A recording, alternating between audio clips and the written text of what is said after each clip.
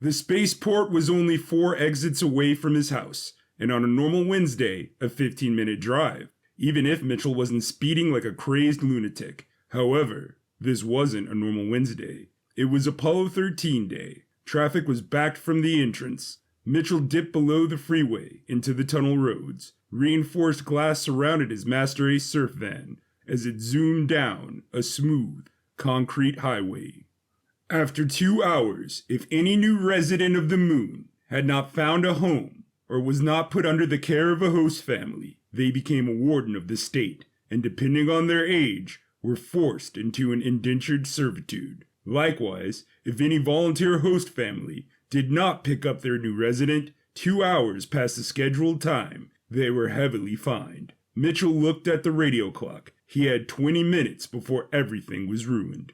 He came out the end of the tunnel, into the opening of the spaceport parking lot, shifting a hard left into the section marked USA Arrivals. Slowing his speed, there were no competing lanes. Each section was divided by the state that shuttle was coming from. Mitchell squinted his eyes, looking for the section marked Florida. His foot stomped on the brake when he reached it. A Baker security guard was harassing a confused Pierce, dressed in the customary red and black flannel jacket given to every moon immigrant after they exited the shuttle.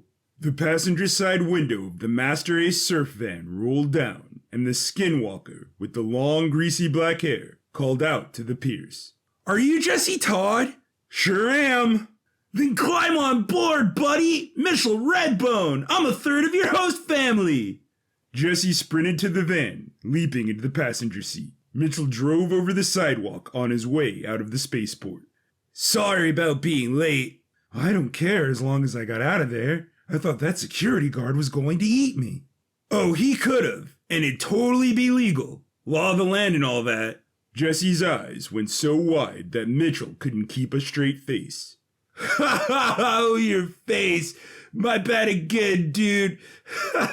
Relax. Murder and cannibalism are still like crazy illegal up here. You can chill." "No offense, but this whole situation just feels like a nightmare." "How about we get some brunch?" "The moon has brunch?" "The moon's got a lot of stuff." The van sat in the parking lot of the Mighty Burger, bathing in the flashing light of the red and yellow neon sign. "Can I ask you something?" "Go for it." "How come you're like a person and not, growl? You get me?" "That's racist, dude." "I knew it. I'm sorry." "I'm messing with you again. I'm a skinwalker." "Are you still messing with me?" "No, for realsies. My people are called skinwalkers. On Earth, we're these massive wolves. But up here, we're just..." Mitchell shrugged, gesturing to his plain human form. Jesse nodded. They tore into the bags of fries, burgers, and breakfast burritos. Mitchell may have appeared human, but stuffed food into his face 2 times as fast as Jesse, who was reminded of how Skip ate the same way. Then the thought struck him. He was living the morning he wanted, before going to the hospital. He caught his new reflection in the passenger side mirror, then stared out into the distance, marveling at not just the dome of Aldrinia, but the other domed Providence further away. "What's the dome over there?" A buzz came from the pager inside Mitchell's breast pocket. He took it out to see an urgent from Ray. "Time for a detour! Buckle up!" The Master Ace surfer neared the strip mall parking lot when a Winston, wearing a yellow pineapple Hawaiian shirt, ran in front of the van. Mitchell slammed on the brakes. The Winston slid open the back door, jumped inside, pulled out a detonator, and pressed it, causing the abandoned restaurant at the end of the strip mall to go up in flames. "That's your cue to drive, Mr. Redbone." The van jetted away from the explosion. Ray took out a silk handkerchief, wiping his brow. Noticing Jesse, he held out his hand.